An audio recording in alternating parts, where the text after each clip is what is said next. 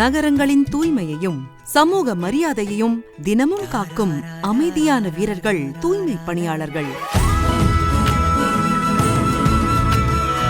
2007ஆம் ஆண்டு முத்தமிழ் அறிஞர் கலைஞர் அவர்களால் தூய்மை பணியாளர்களின் நலனுக்காக தூய்மை பணியாளர் நல வாரியம் அமைக்கப்பட்டு விபத்து மற்றும் இயற்கை மரண நிதியுதவி, கல்வி, திருமணம், முதியோர் ஓய்வூதியம், வீடு வழங்கல் உள்ளிட்ட நலத்திட்டங்கள் தொடர்ந்து வழங்கப்பட்டு வருகின்றன.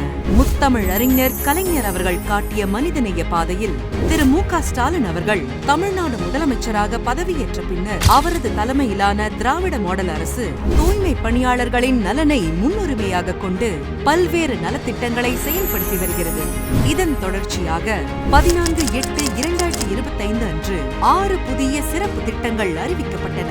அவற்றில் தூய்மை பணியாளர்களுக்கான முதலமைச்சரின் உணவு திட்டம், பணியின் போது உயிரிழக்கும் பணியாளர்களது குடும்பங்களின் எதிர்கால நலன் மற்றும் வாழ்வாதாரத்தை உறுதி செய்ய ரூபாய் 10 லட்சம் நிதியுதவி வழங்கும் திட்டம், குடும்பத்தினர் சொந்தமாக தொழில் தொடங்க ரூபாய் 3.5 லட்சம் வரை மானியம் வழங்கும் திட்டம், அவர்களின் குழந்தைகளுக்கான புதிய உயர்கல்வி உதவித்தொகை திட்டம் மற்றும் டாட்கோ நிறுவனம் மூலம் செயல்படுத்தப்படும் சிறப்பு திட்டங்கள் ஆகியவை குறிப்பிடத்தக்கவை.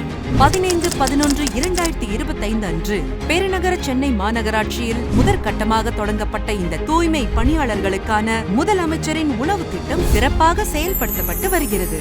இதன் அடுத்த கட்டமாக மாநிலம் முழுவதும் உள்ள நகர்ப்புற உள்ளாட்சி அமைப்புகளில் இன்று விரிவுபடுத்தப்பட்டுள்ளது.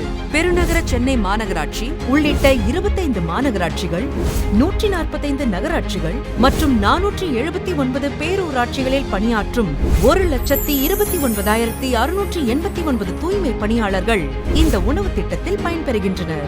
இந்த திட்டத்தை செயல்படுத்துவதற்காக ஆண்டு ஒன்றிற்கு ரூபாய் 213.92 கோடி ஒதுக்கீடு செய்யப்பட்டுள்ளது. இந்தியாவிலேயே முதன்முறையாக தூய்மை பணியாளர்களுக்கு அரசே நேரடியாக உணவு வழங்கும் திட்டம் தமிழ்நாட்டில் நடைமுறைப்படுத்தப்படுவது குறிப்பிடத்தக்கது.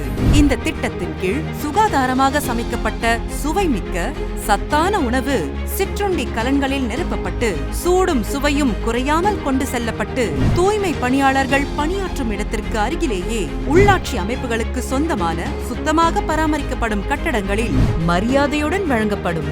இதன் மூலம் தூய்மை பணியாளர்களுக்கு சத்தான உணவு குறித்த நேரத்தில் கிடைப்பது உறுதி செய்யப்படுகிறது.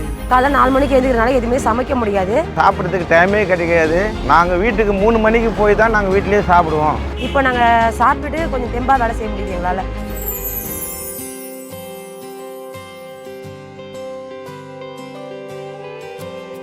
எங்கள் தூய்மை பணியாளர்களுக்கு உணவு கொடுத்த முதலமைச்சருக்கு ரொம்ப நன்றி. கோடாரி கோடி நன்றி.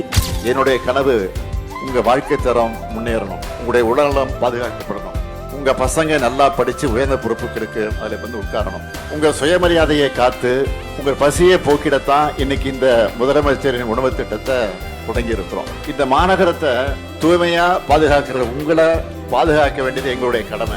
தூய்மை பணியாளர்களின் நல்வாழ்விற்காக தொடர்ந்து செயல்படும் மாண்புமிகு முதலமைச்சர் அவர்களுக்கு எங்களது நெஞ்சார்ந்த நன்றியினை தெரிவித்துக் கொள்கிறோம்.